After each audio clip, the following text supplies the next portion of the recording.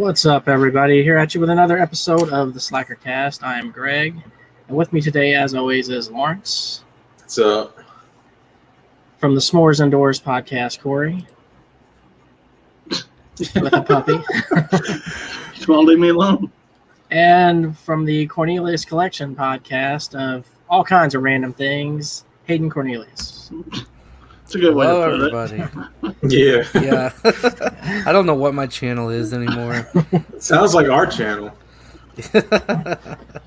Something new every week. Yeah. All right, so gentlemen, today we're going to do yet another top 10, running that like crazy. But today is going to be Tarantino movies. Real quick, Rank from 1 to 10. Something just popped in my mind. What's Two words sum up Hayden's channel, I think. Pumpkin pie. Absolutely. But we're still waiting on one more to come join us, Dustin, bring his list. But until we get to that, we did also issue a $20 challenge to each other last week to see what kind of DVDs or Blu-rays we could pick up for under $20. So I got 3 here. How many did you end up getting, Lawrence? I got 2, so Just so I 2? can manage. Man. I was about to get 3. Yeah. Well, I guess since I have 4, I have to start, right? I think We're so. We're going to take turns, right? Yeah, we're going to take turns. You going to reveal all 3 at once? Yeah, may as well. Okay, whatever. All right, 50 cents. My first title is 50 cents. Oh, man. he always outdoes us, man. Like there's nothing we can do. Ernest Scared Stupid. No, that is classic. There you go. I actually do have some stuff that I didn't technically buy it for this challenge, but let me go grab it. Yeah, go grab It's it. Yeah, as still long, there. Go ahead. We're still as, long as waiting it's under anyways. $20, it counts. What the hell? This is going to be a Halloween season watch this year, too, since I found it. As it should be. Yeah. Also for 50 cents. Same place. I almost feel like you're fucking cheating, Corey. Yeah, all over Ernest. At least two for a dollar. Right? Not even with the Ernest, just with the 50-cent movies, man. Well, Got an advantage with your movie stores there. all right. Is someone else going, or are we doing them all? I'll go ahead and do a couple. I'll do my first one, Okay. and then we'll go around to Lawrence here. My first one, I got actually all 3 of mine I got from Dollar General. I'll go ahead and say that. But my first one was a $4.96, basically $5. What's up, I man? debated picking it up. I've actually never seen this, but it was this bad boy right here, Curse of Chucky. Nice. Cool. Never seen it, so I don't know if it's any good. But What's your thoughts it's on Blu-ray, the so. I think What's they're that? fun. I think they get a little ridiculous, kind of like the Freddy movies do, but they're still fun. Yeah. All right, so I guess I'll reveal mine, which was for $5 at Dollar General, which is this one. You've seen this one, though, Corey. I showed it on the private Oh, yeah. chat. Yeah. But this is the colored version. I wanted the original black and white. I didn't realize this was the remake. Got to get the Blu-ray on that one. Right. Yeah, that is on Criterion, the original black and white. So The Criterion. I got to get hooked up with Hayden then. So Hayden, that's Hayden- by the way, Hayden- that Barnes and Go ahead. Noble will have a sale starting July 2nd. All the Criterion will be half price, so like $20. So Okay. I'm gonna go in there and I'm gonna be like, look, I'm just gonna tell y'all right now. I don't know what this Criterion is, but I'm here for it. Where is it? Yeah. Hayden, you said you went to go get something. What do you Yeah. pull out of your sack there? So, metal retardation for $1. Nice. Well, what is this? Volume 4. I have no clue what this is. But with a name like that, and for 99 cents, how could I not check it out? This was from the Movie Trading Company. I need to go there more often because they had a bunch of crazy stuff, which I'll share shortly with you guys. Ben joined us in the chat here. He says Ernest Goes Camp is awesome. it is. All right, me next again. Yeah, go ahead. All right, so I picked up this. Marilyn Monroe. But that's not scary. Why? I didn't know this had to Nope. be scary. It Oh, didn't I thought they had to be horror. That's why I was No. digging around in there for like a couple So- hours. So I mean, it's got, just like it's just a bonus if they're horror. like 5 movies and a documentary, I guess, Oh, nice. Yeah, it's great. for the price of $4. Oh, that's Nice. sweet, man. I should, if I only known, because I'd seen something that was like that That was a Goodwill pickup. So for $5. Oh, nice.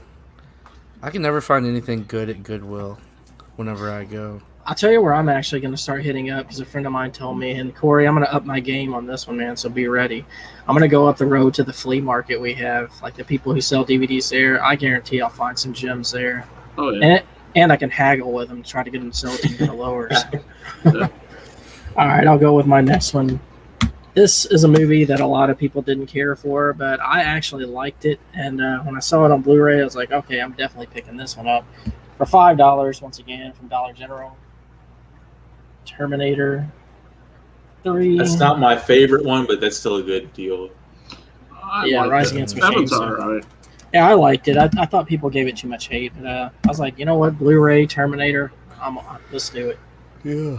The woman's hot in it. So. Definitely. Yeah. All right, so my turn. This was the last one I picked up. It was $10. It was Brightburn. I had never seen it yet, but I'm assured that it's pretty good. That's right up your alley. I've never seen that either. I need to. Do you know what it's about, Hayden, or do you have an idea of That it? it's like an anti-Superman sort Yeah. of thing or something. Origin story of this kid. Well, they started this genre. It's like superhero horror. So I'm gonna see what they're doing with that. Cool. Yeah.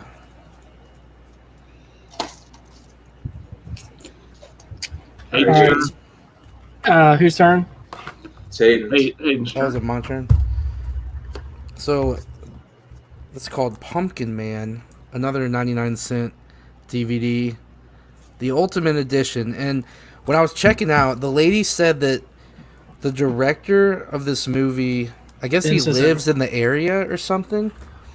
And she said he'll just, like, every now and then come drop off, like, a stack of these, and then they just resell them for 99 cents. So Oh, I love It- the dollars. The dollar deals. it looks very sleazy, very, It like... does. It looked like porn at first. Yeah, it looks like borderline porn. Like, it might be. I don't know. I mean, I doubt it, because I don't think they sell porn there, but that'll be interesting. All right. My last one was $15. This is the complete original series. Nice. Oh, nice. Oh, The that's 80s cool. version. That is beast. I love Not it. not the remade 2000s version I grew up with. No, it's got a True. bunch of bonus feature stuff on it. Oh, cool. So yeah, it's a good $20 spent. Yeah. This one I actually paid $10 for, but it was a steal to me at that because I love all of these movies. But and I'm gonna pull it out and open it up here, let you see it more. But it is the Frank Darabont collection. Oh, Paid nice. $10 for this one. Shawshank Redemption, The Majestic. I don't know why that's not showing up. Probably for the Greens and the Green Mile. And it came in this cool little block case. It's kind of falling apart on me. I noticed. I'm gonna have to glue it.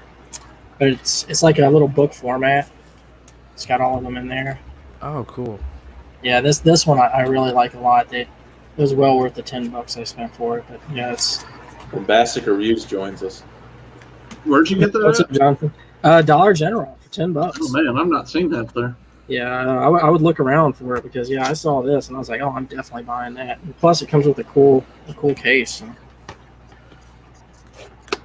I think That I've was got my. all but the Majestic though. You know, I've actually never seen the Majestic. I haven't either, honestly. Oh, Jonathan saying don't sleep on Jackie Brown. Oh, don't worry. I mean, it was hard because all of these movies that we're going to rank today are good. Yeah.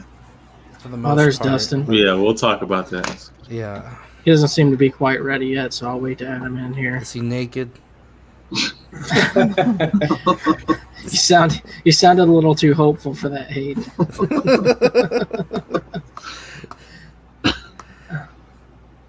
Dusty. Let's see how crazy his hair is this week. All right, here we go. God. Oh, God. It is. It's bad. I tried to fix it too, and it's I can't. There's no fixing it at this point. It's just That's good. my fresh out of the shower dry hair. It's his 80s yuppie look. That's what happens if I don't run a brush through it. His when I get out the yuppie shower. look. All right, so we were just going through and doing our $20 challenge, which you kind of failed on, Dustin. You know it wasn't only horror, right? No, I said I don't buy movies in general. So, do you have any more, Hayden? By the way, Oh, just one. I don't know if this is wrestling or like early UFC knockoff stuff, but it's called Super Brawl. Oh, yes, the earlier stuff. I've never heard of this, but I think that's MMA. Yeah, that's back when they used to have like the actual gis and shit. Like, I spent $20 on this. That looks like Vanderlei Silva on the front of it, so that might be a good kind of find. does. For $1 as well. So, how much did you spend on that, Dustin? $20. $20. Yeah, that counts. My $20 challenge. Top Series 2 baseball. Oh, really? Is there any Honus Wagner's in there? No Honus Wagner's in there. I wish, but I could retire. He didn't show off a pack of cigarettes from the 20s, so there's no Honus Wagner. All right, guys. Well, since there's 5 of us tonight, I guess we better jump right into these lists, or this will probably run for a long time. I guess Hayden, since you're the guest, we'll start with you, man. Yes, all right. Do we We'll start with 10? Yeah. Start with 10, then we'll go clockwise. Dustin, me, Lawrence, Corey. All right. Well, my number 10 is The Hateful Eight. Wow. Okay. I was gonna rewatch this for the show, but I chose to watch Kill Bill 1 and 2 back to back, and then Death Proof instead. It's a movie I've only seen twice. Probably one of the lower viewed movies of his that I've seen. So I really need to give it another shot. But just nothing really grabbed me about it. So that's why it's at the bottom of my list. Okay. Dustin, what do you have for your number 10? Well, for my number 10, I put True Romance because I've only seen it one time a long time ago. Yeah. And I don't remember it. I was going to rewatch it, but I didn't get around to it, so I had to put it at the bottom of the list because I don't really remember much about it. So you should. Yeah, that was definitely worth a rewatch.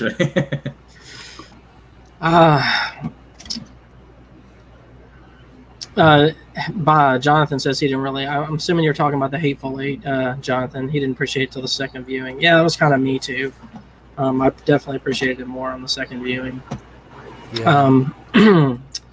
So my number 10 is also True Romance. Because you too. Okay.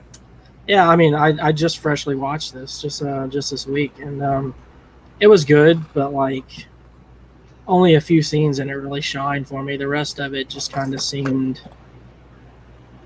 just a little bland as to what I'm used to from Tarantino. I guess that's the best way to put it. But I mean, it definitely held my interest. And since it's not truly a written and directed by Tarantino movie, I felt like it didn't deserve to be above the others. So that's why I put it at 10. Okay. I guess it's my turn now. My number 10 is probably gonna make some eyes roll, but Reservoir Dogs I put at 10 only because I had seen it like maybe once or twice before, and it's just a lot. It's a lot like Pulp Fiction, but doesn't have a lot of stuff that made that great. So I kind of consider it like the cheaper version of it. It didn't really grab me as much, so. I put that at 10. I think the other ones he has are a little bit better than that one. So, me and Dustin are both looking at you with the same look. I know. That's fine. Man. I just don't. I don't know. I just felt like he did better stuff as he went on in his career. So. Hey, what's up, Cliff? We're doing a top 10 of the Tarantino movies, ranked 1 to 10. With Cliff Booth. Cliff Booth, just in time. Just in time. Right? We added in True Romance since that was written by him. Yeah, I know, Jonathan, but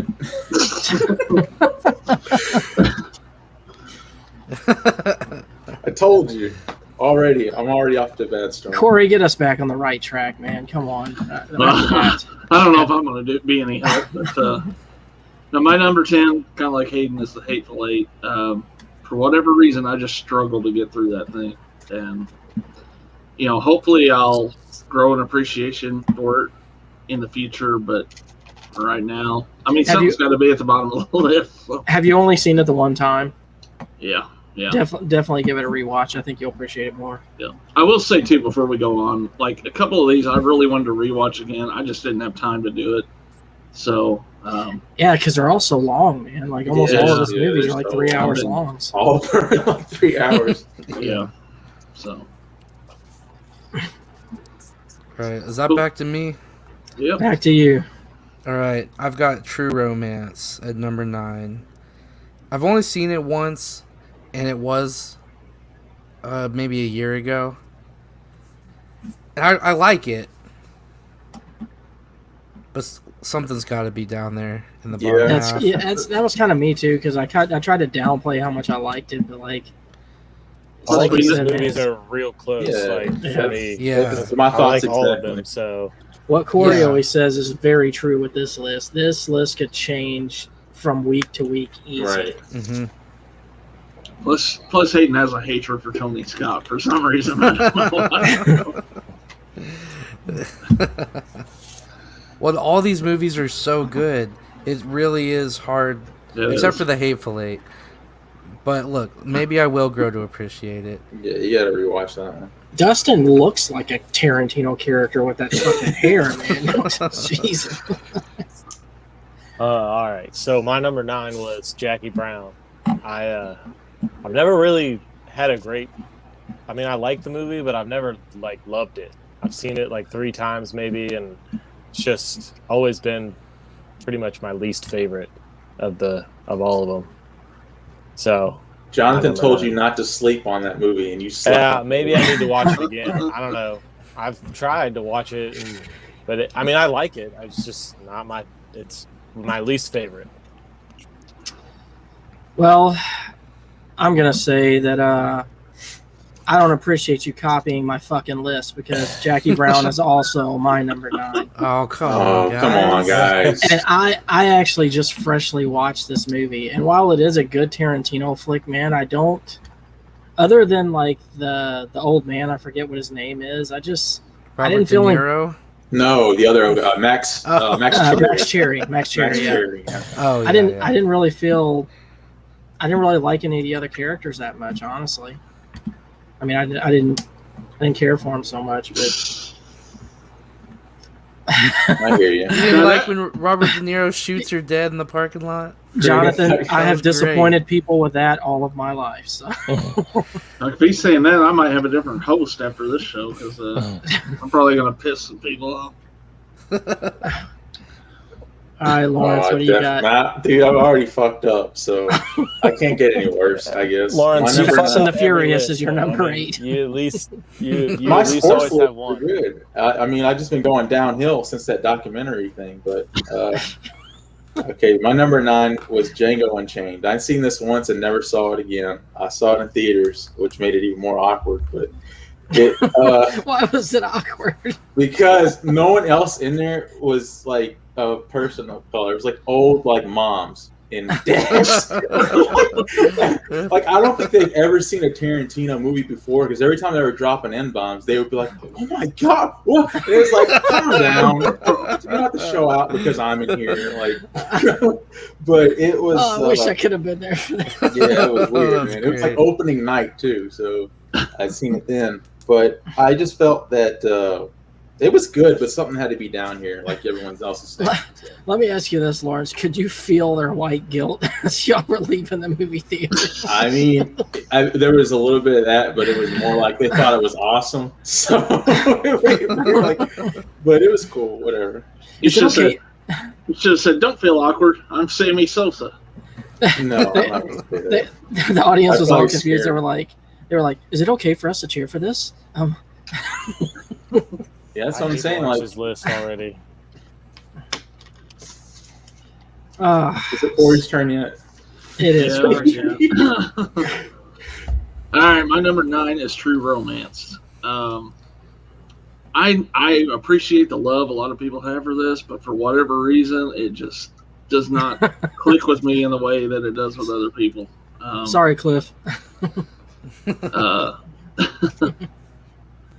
So, yeah, True Romance is my number 9. So far, I'm like step for step with Hayden here, but that'll probably change.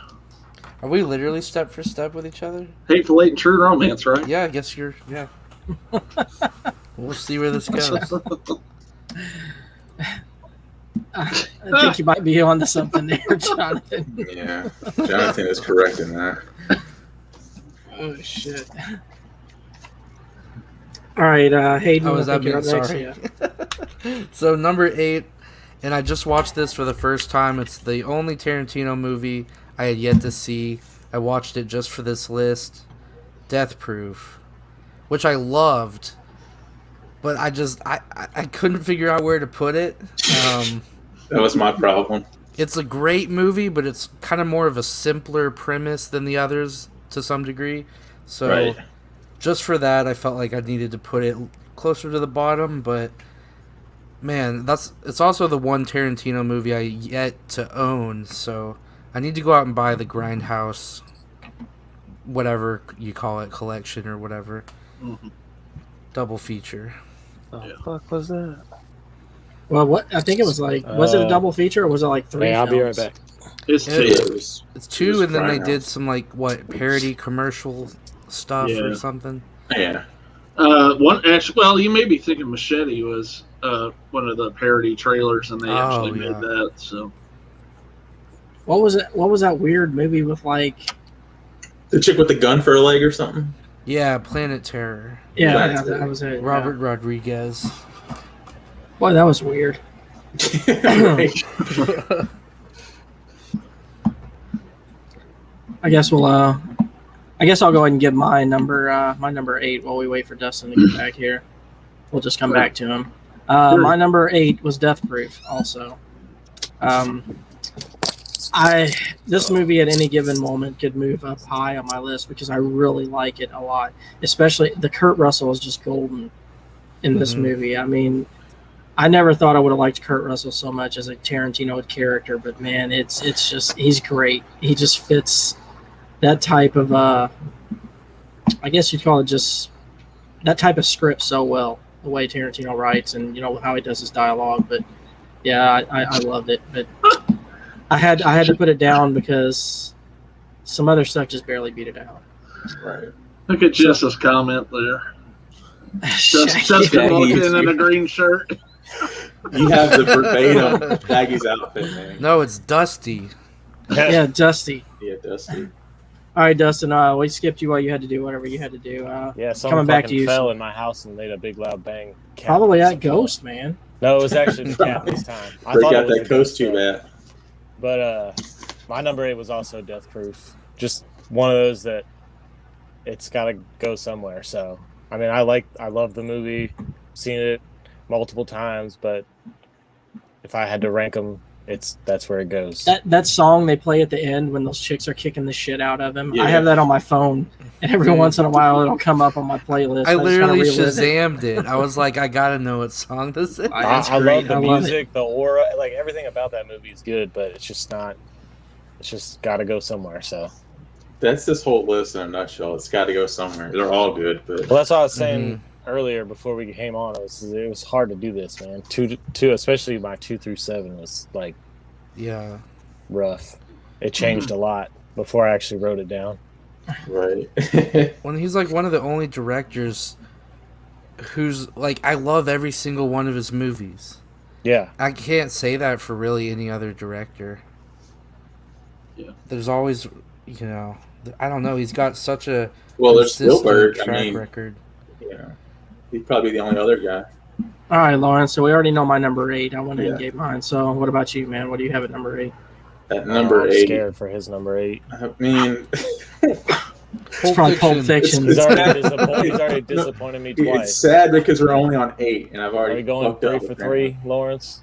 Yeah, I might. I put Inglourious Bastards at 8, No, which is not a bad. Jesus That's not a bad Christ, ranking. Lawrence. Kick him it's out. not- Kick him out. Get out of here. No. I mean, it's a straightforward war pick. I liked it. Don't get me wrong, but I didn't really have anyone in there I really was attached to, like in the other films. And should it have gone higher? Like I said, the list can change, honestly, but this is something I'd seen a while back. I mean, 8's not really. Could have been 10. It could have been 10. I mean, hey, Now, hold on. Before we went into this, didn't you say you're not that into? I think it was last night you said something like you're not that into Tarantino. I said that outside of one of his films, I felt a lot of them were kind of similar, but I mean, no, because that was hate it. Robert Rodriguez, Jonathan. Tarantino was just in it, I think. I think he did help write it a little bit. it was when he was in. The only one he didn't directly put in was True Romance because he's so directly linked to that one. So yeah, that one's got a lot of his elements in it. Yeah, but he did everything but direct it, according to Wikipedia. Pretty much. All right, Corey, on to you. All right, God. My number 8 is Reservoir Dogs.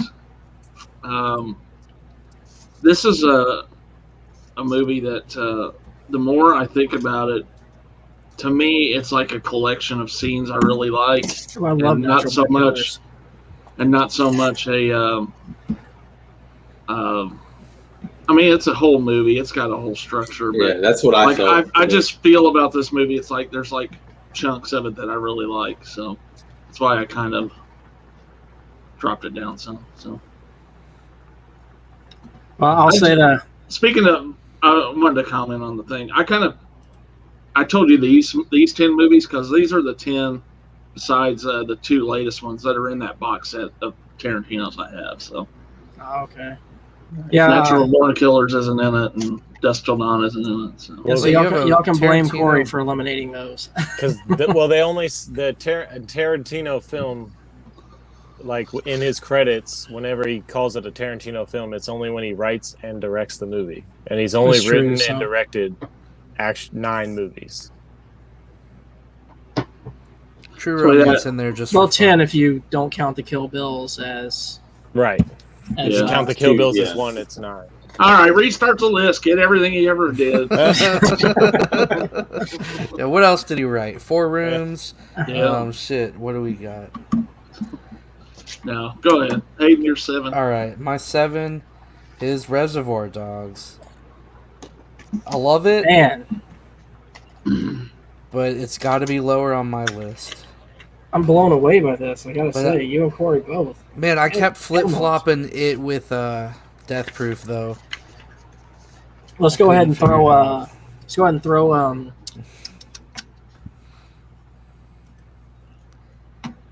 His list up here. Oh, okay.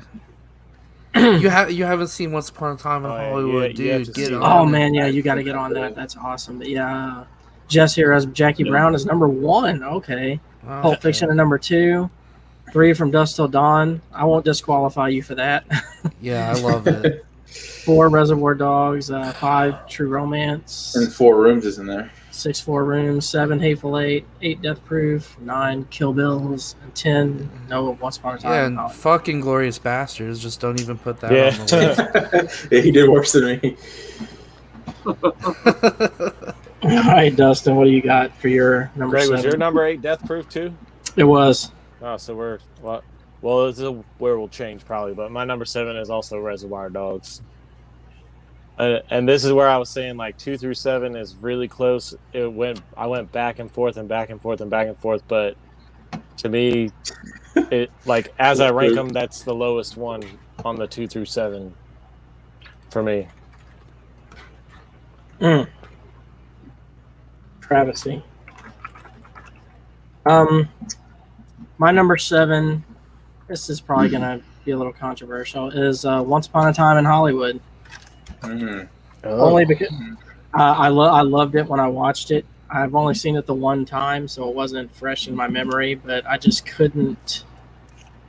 I couldn't put it above the other stuff. It was originally higher on my list. It was actually way up there. But as I started rewatching some stuff, it kind of moved down. So, what all did you rewatch in preparation? Jackie Brown, True Romance, I saw for the first time. I rewatched Django, and I rewatched The Hateful Eight. Nice. Well, Greg, I'm about to help you out because me and you are tied in that.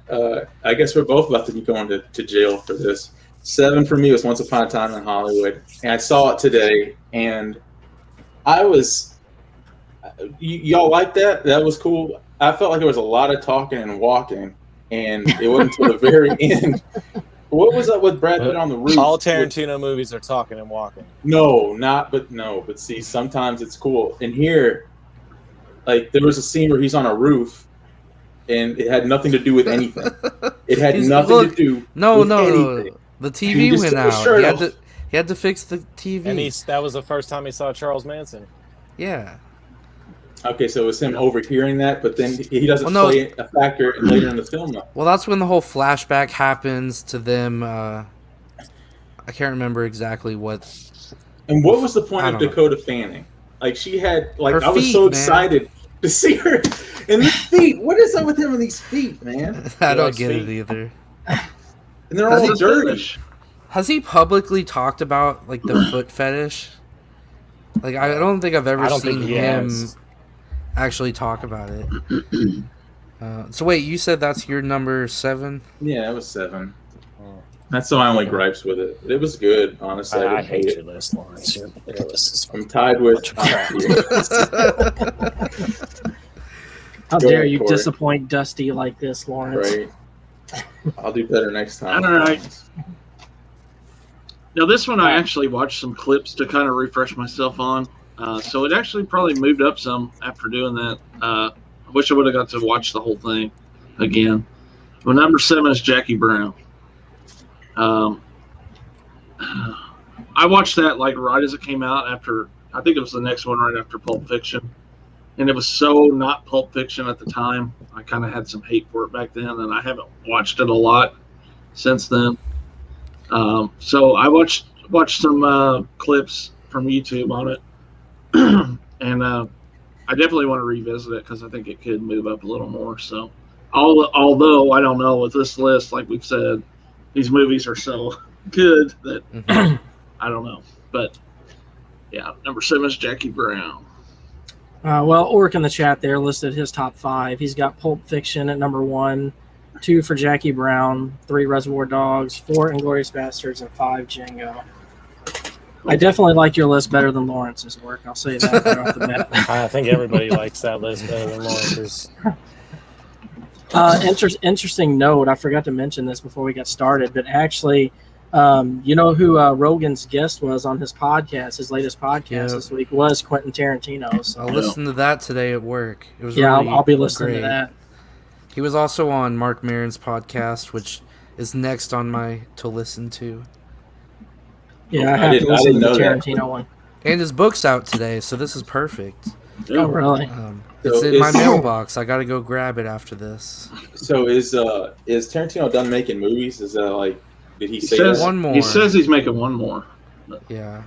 So the Kill Bill sequel, is that still a thing? Is that dead in the water? I don't think it's going to happen. Probably. He mentioned that he's thought about it, but I don't think that's ever going to happen.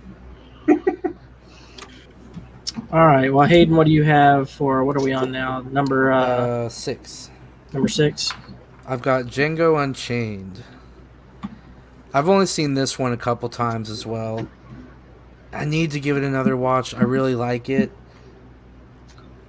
But after originally Kill Bill was going to be in this slot, but I rewatched Kill Bill 1 and 2 back to back the other day in preparation, and such a fun watch.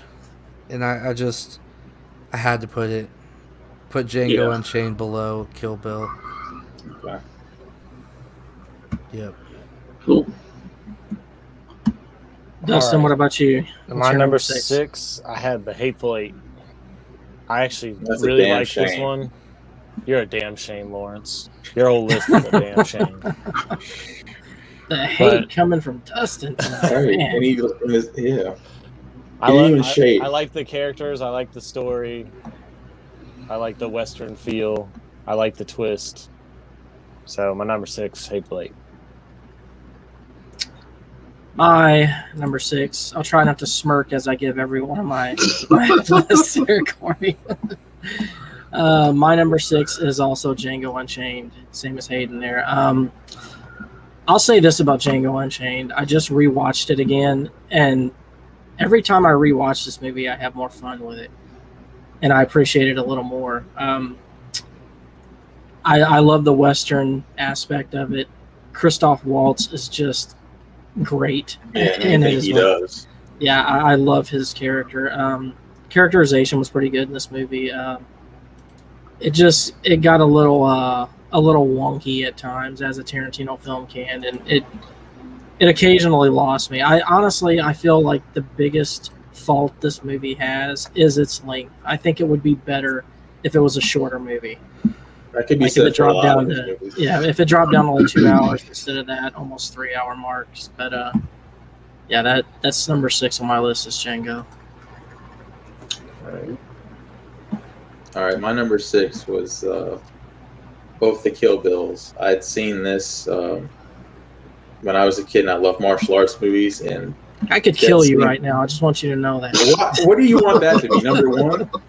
It had to go somewhere. So I mean, you've already disappointed us enough, so now we're just automatically disappointed. I'm pretty much just putting the nails in the coffin now.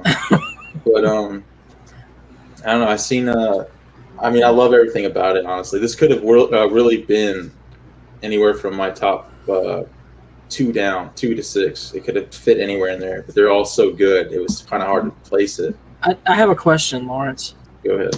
Are you sitting on a footstool? Why are you so? I don't. It's my cameras. It's my cameras, like my laptop. It's like as it goes on, he just keeps sinking lower and lower. Where's my seat up? Are you happy now? Yeah, stop slouching. I was trying over the Slackercast. So. Lawrence is grouchy today. I know. Yeah, I'm the grouchy one. I didn't get enough sleep.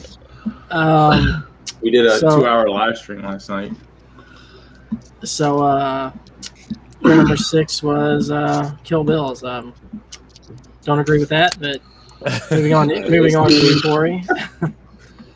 Man, here's where it gets tough. Why am I sweating through this? My number 6 is Inglourious Basterds.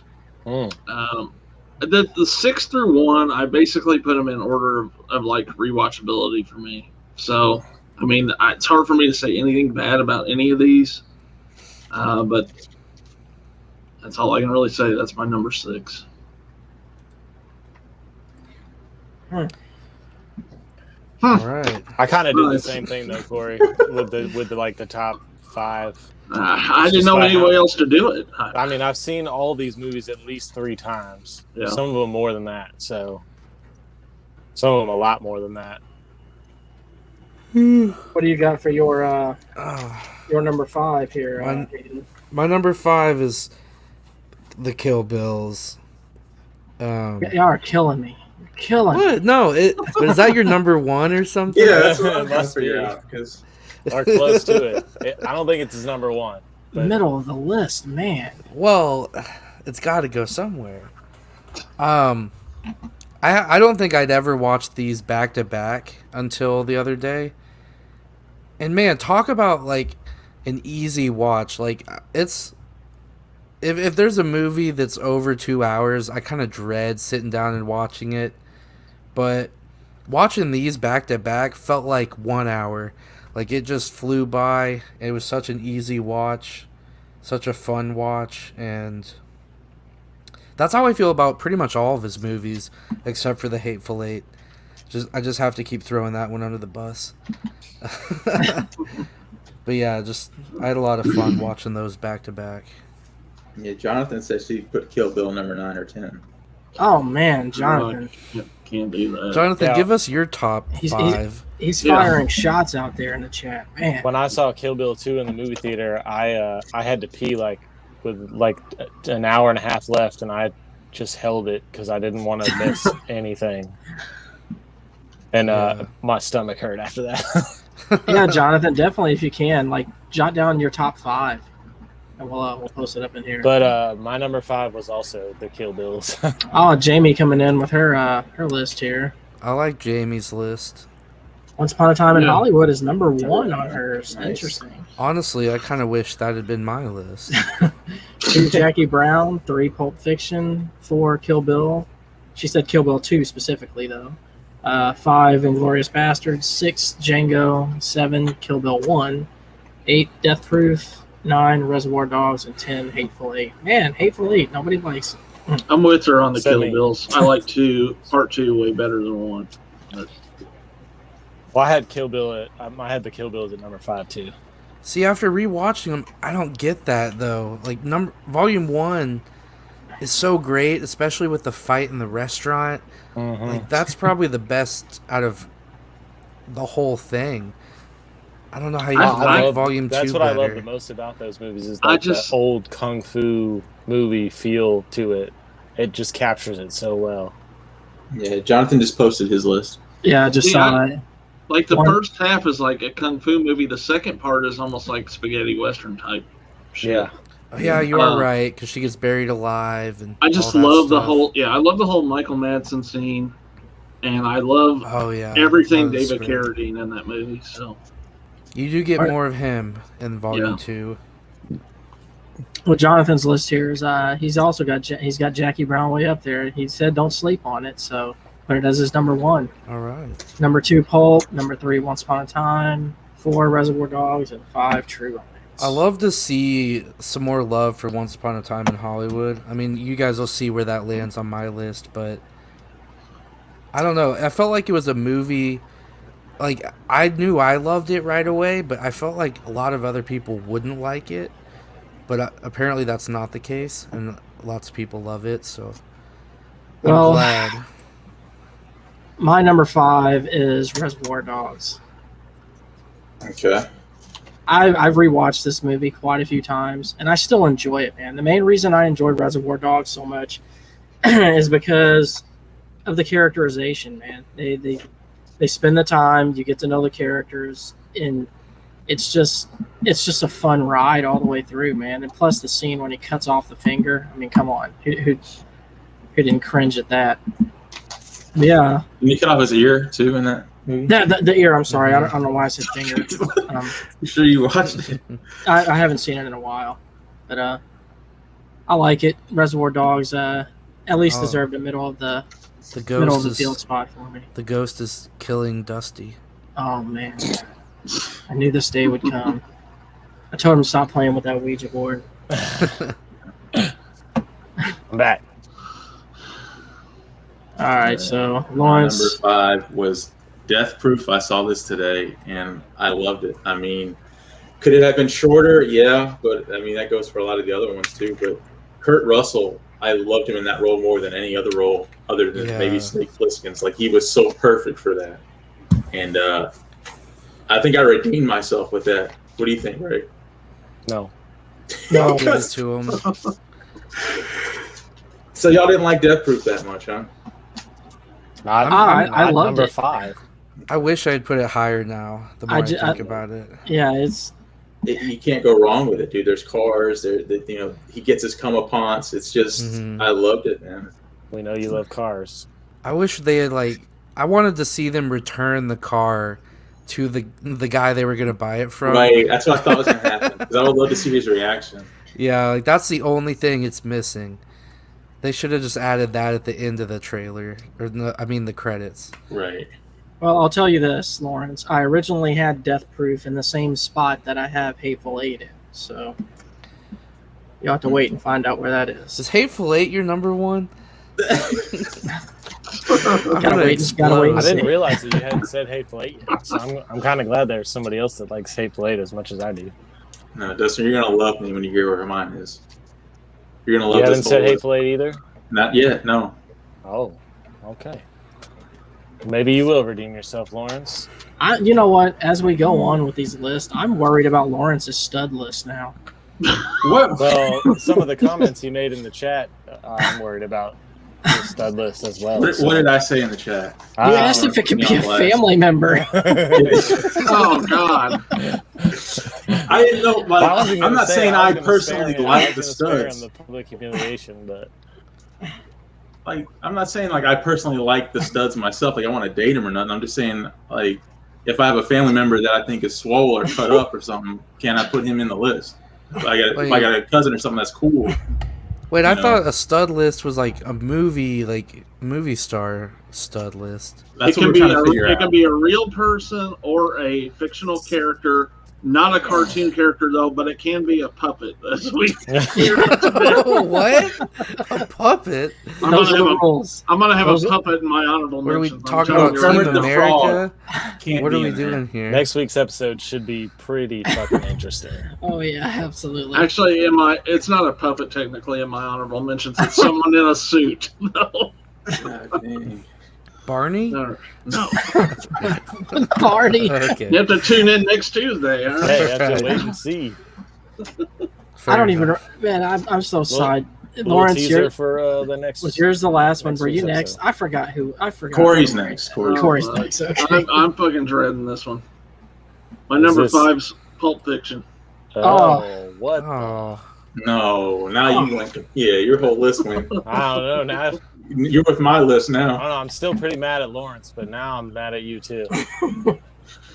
There's stuff that I just rewatch. Corey. I rewatch more than that now. So. You are the reason I love that movie as much as I do. I still love the movie. I just love all of it. Corey, Get out of here. We're going to Tarantino list jail. You and me. I would have never watched Pulp Fiction had it not been for Corey's recommendation. Man, the lists are shit now. They're worthless.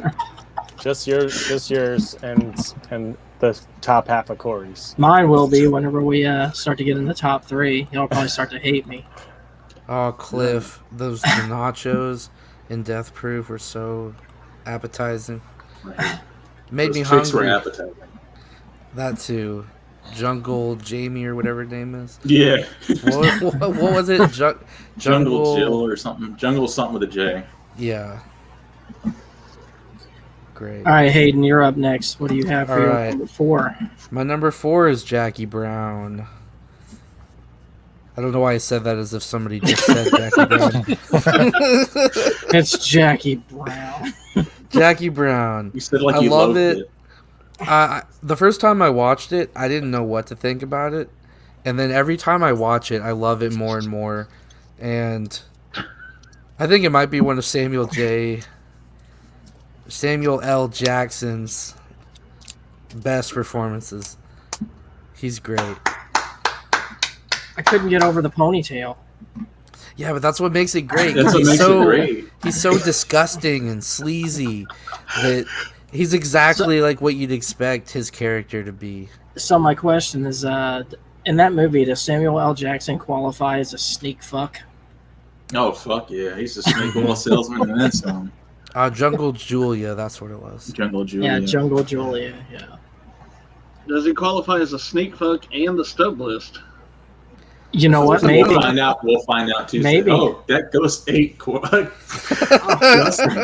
It ate his whole stream. He's gone. Full on possession. Man, do I have to jump to my number 4 before he comes back?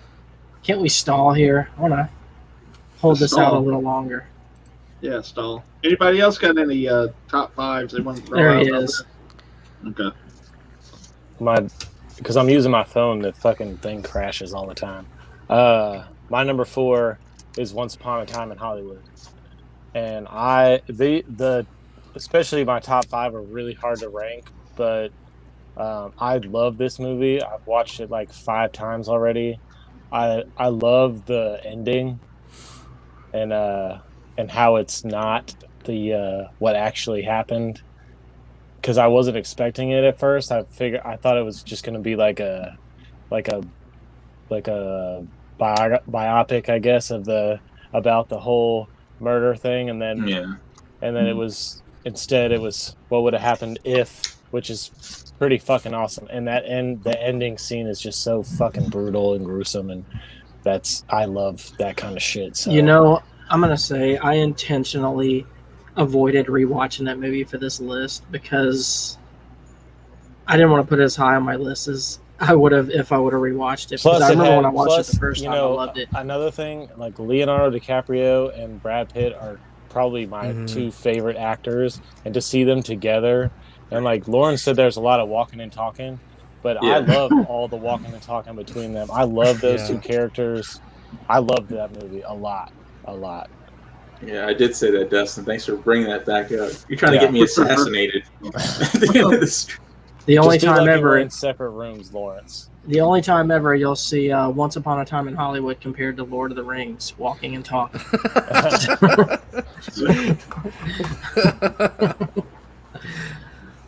All right. My number 4 is The Hateful Eight. As I said, originally I had Death Proof in this movie spot. Right. After I rewatched The Hateful Eight, I realized how much I really like this movie. If you want characterization in a movie, look no further than this one, man. I mean, what the fuck's wrong with me? If you want to fall asleep, watch The Hateful Eight. It is kind of long and drawn out, but I agree with Greg on the characterization. It's a lot like Reservoir Dogs, where all these different characters and Hateful Eight is basically just a Clue movie with Tarantino characters. It's like a whodunit. Yeah, the end was great. I think I did watch the extended version, by the way, because this thing was on my screen for a long time. So the extended version is the one broken down into like episodes, right? Yeah. That's the one I watched then. Maybe I need to watch it that way. Yeah, it's 4 hours if you do it that way. But yeah, man, I loved it. Initially, like when I first wrote out this list, I had it down there at the very bottom before I even watched Jackie Brown. And as soon as I finished rewatching it, it jumped up instantly. I was like, oh man, I love it. All right, Greg, can you shut up now? Let me go. Sure, Lawrence, go ahead. At number 4, I had True Romance. And this is where I disagree with everyone that put that low. That film, it's got all the stuff like the Mexican standoffs. You got, Christian Slater. It was like, I just love everything about it. You even had Gary Oldman in it, and he was great in there. That was great. The Rasta dude. Yeah. Yeah. So that was like the early beginnings of Tarantino, and you saw all the pieces he would later use in his career in that film. So it's special to me. So I got it at number 4. All right. So you were so eager to just throw me away for that. Yeah. All right, Greg, shut the fuck up. I need to tell him about True Romance. You didn't like it, Greg? You weren't moved by it? No, I liked it. I actually, you know what I kept thinking the whole time I was watching that movie, and I almost wanted to message you guys and ask. I was like, is Patricia Arquette hot? I still can't make up my mind on that. I think we can agree Roseanne Arquette's not, though. I don't know. Go watch Lost Highway, though. She's got some nice tits. I will say that. I think after watching True Romance, I'm leaning more towards the she's hot side than she's not. Yeah. She's hotter in Lost Highway, I think. Oh, yeah. If you think she's hot, go watch Lost Highway. Yeah. You'll love it. Greg's only seen one scene in Lost Highway. It's the scene I showed him with the phone call. No, I eventually watched the whole movie. I just because I think we talked about how we couldn't really figure out what the fuck was going on. Yeah, I watched that scene late at night one night. It fucked me up. Yeah, it's a great scene. Whose turn is it? It's your turn. We're in the top 3 now. Okay. I haven't done 4.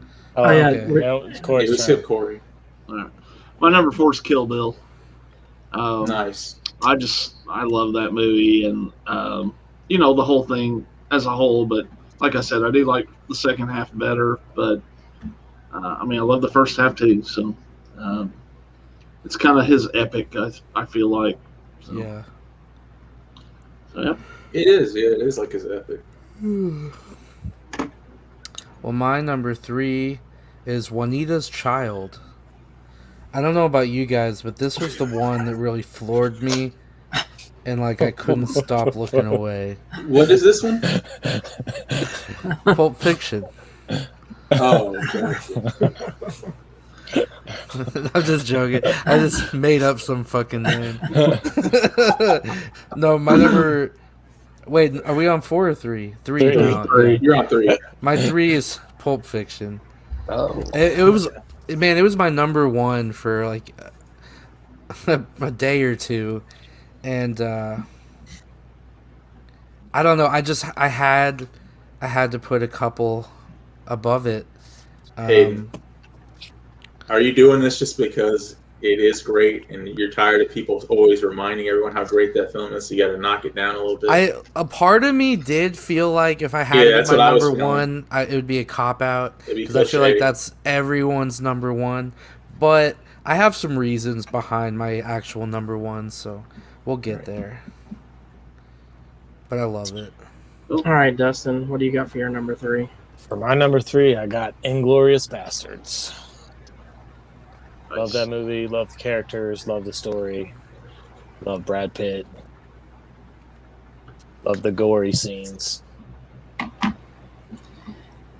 I'll go ahead and come out with my number 3. My number 3 is also Inglourious Bastards, and it took me a very, very long time to watch this movie because it just like when I heard about it, it just didn't sound appealing to me. Like, you know, I was like, why would I want to watch a movie based on, you know, a historical event like World War II with that's like supposed to be funny? That was my thoughts. Too was also another one that was like Once Upon a Time in Hollywood, where it was like, what if all this happened instead of what actually happened, which is also another thing that's pretty awesome. And after I watched it, you know, and saw Christoph Waltz's performance in it, Brad Pitt was great in it, and just like it's fun all around, man. Like once you're in on that movie, you're into the end. Like you're not gonna. Y'all didn't like Eli take Roth? A piss break. Eli Roth as the bear Jew. That's great. Yeah, he was great. Loved everything about that movie. Greg, highlight Jamie's comment. She just said something in chat. She said she didn't realize True Romance was allowed. Goes to number 4 spot. Okay. Yeah, thank you. Yeah, that was the one that he wrote that we allowed. Everything else is directed. Then we counted Kill Bill as 1. Yep. Yeah. All right. So my number 3 was Hateful Eight. I saw this and I had no expectation for this. I purposely didn't watch this one because I heard so many people talking shit about it. I was like, I don't know if I want to watch it. And I just seen Django. Is it just like that? But no, it's different. And like, just like Greg was saying, the characterizations were just some of the best I've seen in a while. Like, just guys announcing who they were and their whole histories and stuff was like a story in and of itself. And like, I love the way that they talked and all the different and the setting. Kurt Russell was great. Kurt Russell was so good. Kurt Russell was great. What's the name of the chick? Jennifer Leigh? Is that her name? Who played the chick? Domergue?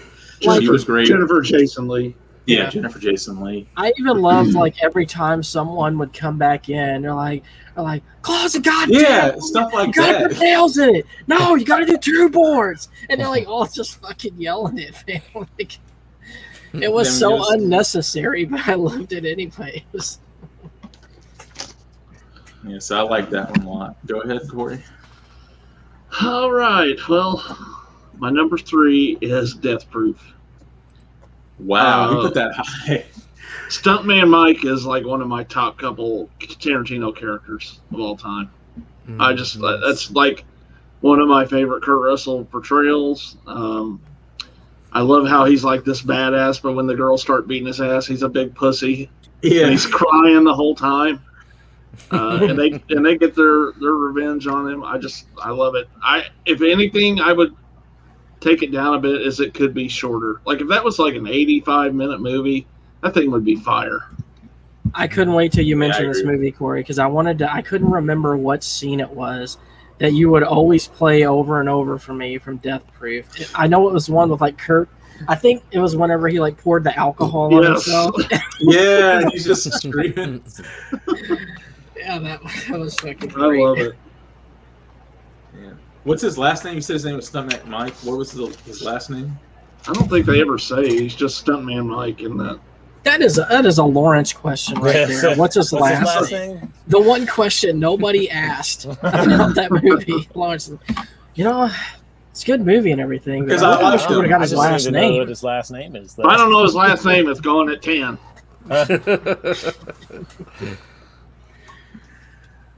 All right, Hayden. All right. Number 2. We're getting down to it now. My number 2, Once Upon a Time in Hollywood. Okay. Man, I just love this movie so much. And I saw it 3 or 4 times when it was in theaters. I also had AMC A-list, so, you get 3 movies a week. Why not go take advantage of that? But, man, just Cliff Booth is probably one of my favorite movie characters of all time. I can't wait to read the book. He's here in the chat, which is Yeah, he is. I know. I can't wait to read the book and find out more backstory on him. And he does have a last name. It's Mike McKay. Okay, there you go. Oh, thank you, Lawrence. I was wondering. That was Cliff that came up with that one. So. Thanks, Cliff. But man, there's just something so fun about this movie. It's just a perfect, like, any time of day, any mood that I'm in, I could put this movie on and have a good time with it. So yeah. I'd agree with that. Like, it's definitely one of them that's like, if you just catch it on TV, you're going to sit down and just start watching it until it's over. Yeah. Because it'll draw you in really fast. Yeah.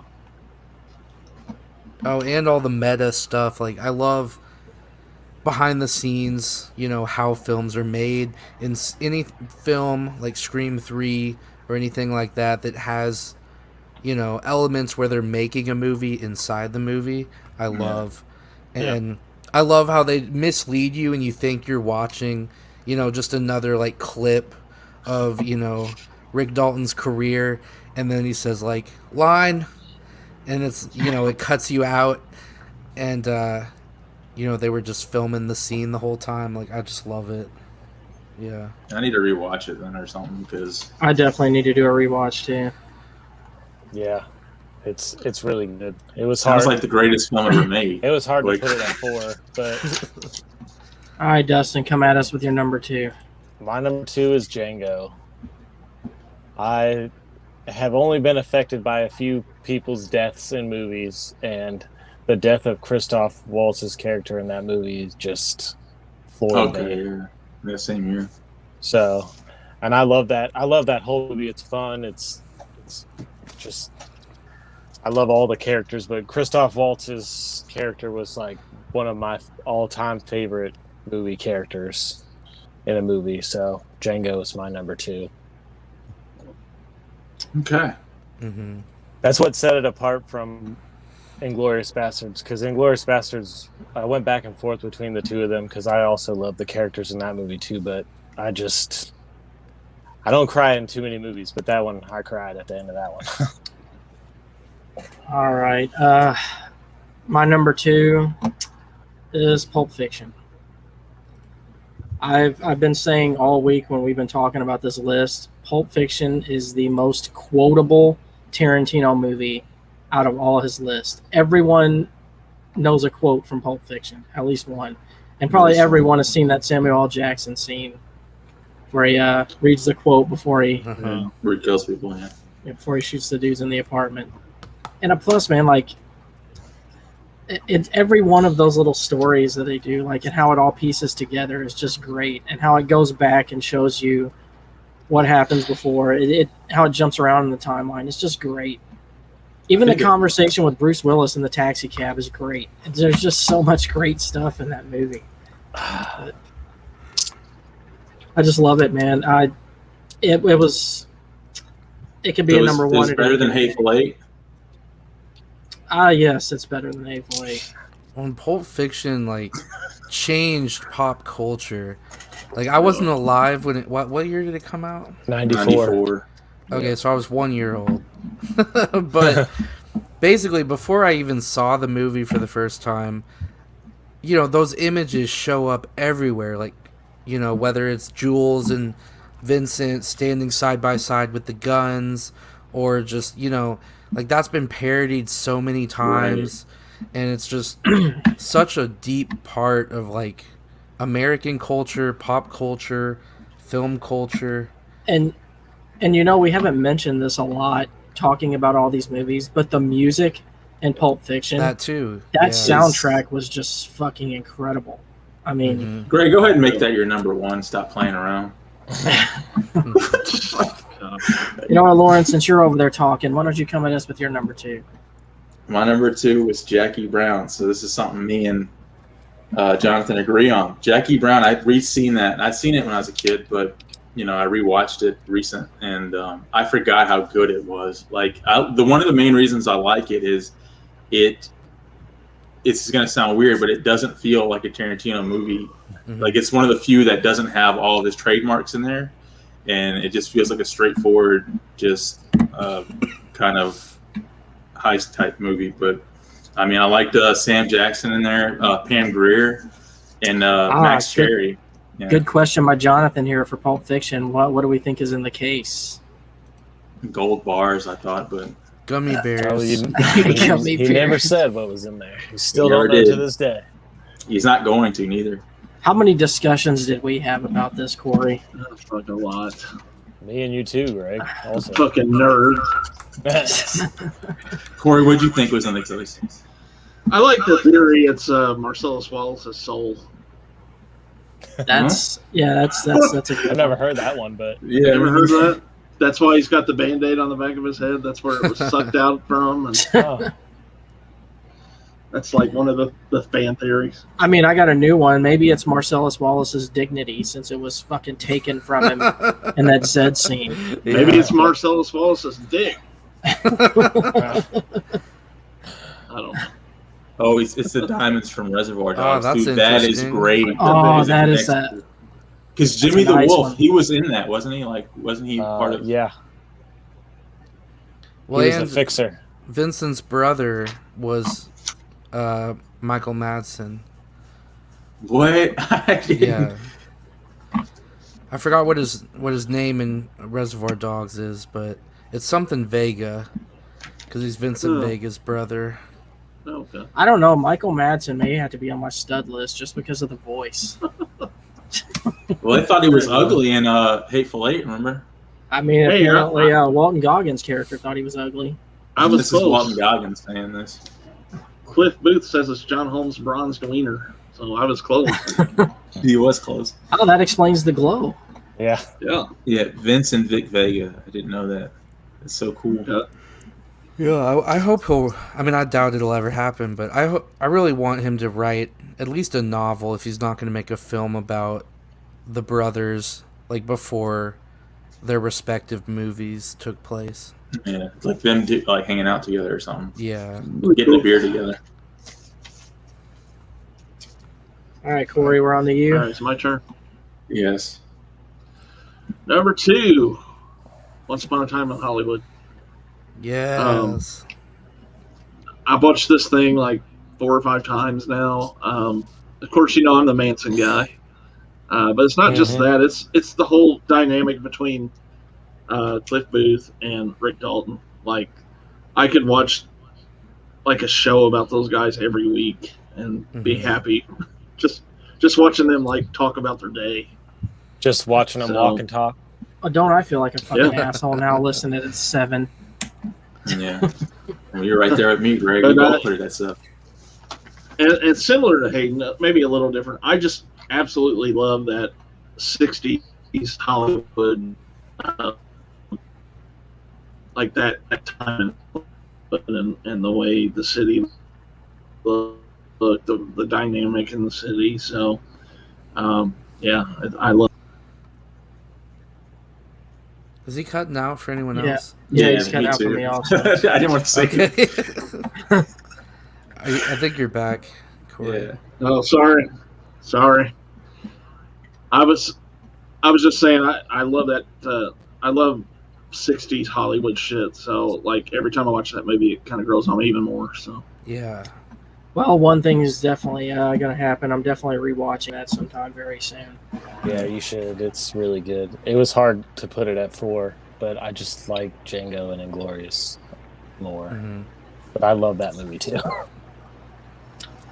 All right, Hayden. So you're up first for your number one. Tarantino My number one is Inglourious Bastards. This is probably the one that I've rewatched the most. I love Cliff Booth, but I love his character in this movie even more. Yeah. Man, I mean, I don't know. I wouldn't even say I'm a big war movie guy, but man, this has to be one of the best war movies I've ever seen, even though it's not factually, you know. But that's what makes it so great, is that it's not. That's what I like about Once Upon a Time in Hollywood too, is like the twist at the end, like you're not expecting it. So yeah, like seeing them blast Hitler, like until the building blows up. Yeah, I was like, holy shit. Hayden, have you seen that? There's a movie with Brad Pitt and Shia LaBeouf, and they're like a tank in a tank squadron. Yeah, Fury. Yeah, Fury. Yeah, by David Ayer. That's a good God, one. I have that on 4K, man. I love that movie too. I love that. What is it? Too. It's called Fury. It has Never seen it. Brad Pitt and Shia LaBeouf, and they're in a tank squadron, and it's a great war movie too. That movie's underrated. Fury. Yeah. Like, not enough people talk about that. It's got Michael Pena and it's got Sam Barenthal is also. Yeah. They're all basically hanging out in a tank together and in World War II. And what surprised me with that movie was Shia LaBeouf doesn't, he's kind of laid back. He wasn't all hyped up or nothing. So. But yeah, it's good. Inglourious Bastards. This came out when I was in high school, and it was just one of, if not the movie that got me into Tarantino. I'm pretty sure I was already into Tarantino before then with Pulp Fiction, but it just blew my mind. I was like, what the fuck? Like, I didn't know you could make a war movie like this, you know? I think, Greg, you might have said that's what took you a while to get used to it. Is that it's comedic? Is that something you said? Well, yeah, because, I don't think I had ever seen, minus something like, what's the movie? I can't believe I'm drawing a blank on this. With Bill Murray and Stripes. Yeah. I don't know why I could not think of the name of it. I think I was thinking it was going to be something like that as opposed to what it actually was, and that's what. And not saying that I didn't enjoy Stripes, but I didn't know if it's for some reason I just avoided watching it. I didn't think I was going to like it as much as I did. Yeah. And talk about one of the best opening scenes in movie history. Oh my God, with Christoph Waltz and whoever the hell the other actors are, I don't even know. But oh man, that's great. I mean, the tension in that bar scene too is really builds and builds. Oh yeah. I mean, the only gripe I've heard with it is that it's not historically accurate, but it's Tarantino. What do you think was going to happen? Yeah. I think that's what makes it great. Right. Dustin, have you said your number one? Nope, not yet. My number one is Pulp Fiction, and I've seen the movie probably 100 times. I've watched whenever I first watched this. Greg actually was the one that told me to watch the movie, and after I watched it, I bought it and I watched it over and over and over and over and over again. I still quote it to this day. Even the cover to that movie is awesome. I just love that movie. I know that it's probably everybody's favorite movie, but I just love it, and I've seen it the most out of all the other ones, and it was what turned me on to Tarantino to begin with. So yeah, and that's the thing for me, is that's what turned me on to Tarantino. After I saw that movie, I was like, okay, well, I want to see everything that this guy does now. Yeah, he was on to great things. But I literally watch that movie every day for months. Yeah, like I said, that was on my number one for a while. I couldn't put it down. I couldn't put it down below one. Mm-hmm. I just every time I went through the list, I was just like, Yeah, I tried too. So, but The lowest ever made it on my list was 3. it would have been. I think 2. I think I might have put Django or Inglorious at number 1 over that, but I just couldn't. I Well- still quote the movie like every day. Yeah. I still watch scenes from it. I'll pull them up on YouTube to just watch scenes from it. I mean, right. Pride. That's like Sopranos Fuck too, huh? Pride. my number 1, probably no mystery here now, considering we went through this, is Kill Bill Volume 1 and 2. Since knew we that added was them gonna be your together. number. I mean, I love kung fu flicks, and then when you add a Tarantino twist, or a Tarantino, I guess you'll call it a twist or a zang or whatever, onto a kung fu movie, man, it's like the perfect combination. David Carradine was great. Uma Thurman was great. Michael Madsen's character was great. Everyone, Dude, yeah, all that shit was great, dude. yeah, I mean, like when she goes to try to Although- find Michael Madsen and he blasts her out of that With the fucking rock trailer with the salt, rock yeah. salt, I'm like, oh. Yeah. God. Then he just comes outside. I love he's like, Michael Madsen. Stings, doesn't it? I love Michael Madsen's boss at the strip club. The calendar. What was the quote? Yeah, But yeah, something man. about like It's calendar time, Ricky, or something. he says something about having an asshole right bud. here or something like And Kill Bill 2 has one of my favorite movie scenes of all time in it. And Corey, you already know where I'm going with this. It's when David Carradine is making the fucking sandwich while telling the origins of Superman and how he's different than other superheroes. I could have listened because- to him just yeah. talk about that for like an hour. All We need I to thought invite him on about, our podcast. I think me and like, you know, they have things like cameos and such like that now. And if David Carradine was still around, I'd pay to have him make me a sandwich on video, just to talk to me for like 10 minutes. I know, right? It'd be great. But yeah, Kill Bill's my number 1. Greg, did it make you like Superman more after he said that shit he's talking about? Oh, 'Cause I hated Superman before he made that quote. I'm like, dude, actually, I need to revisit. And he became my favorite. Still Yeah, hate it's- Superman. and Superman it's just sucks. perfect, man. I'm not a Of big course- Superman fan, but Superman is lame.